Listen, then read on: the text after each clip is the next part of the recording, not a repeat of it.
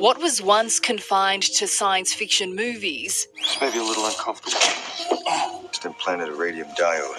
They're the access codes to your drop spot. is now reality for a bunch of Sydney tech heads. Pay, open doors, and had my business card in there as well. Remy Baker and Mitch Hunter from PhD Media are being microchipped to simplify their lives. My work pass and potentially my Opal, which will allow me access to my office, to use the printer, to use the scanner. We won't need any ID cards, we won't need any PIN codes, we won't need any sort of access cards or anything, so we can live a much sort of freer life. The microchip, which is the size of a grain of rice, sits under the skin.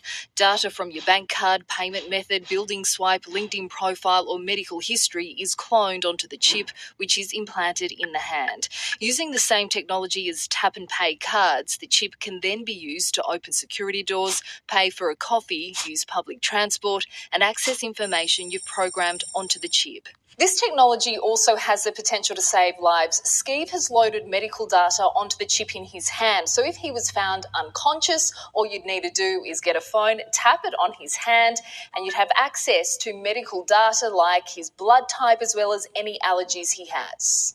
For those concerned about privacy, the user controls what data is made available. Visa says it's possible for any device to become enabled for payments, but the chip would need to meet Visa's security standards and be issued by a bank.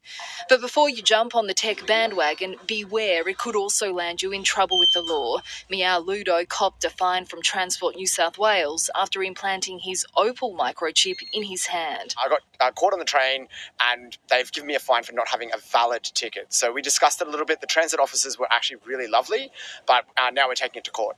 If that's not appealing, there's always the old-fashioned way. Sophie Walsh, 9 News.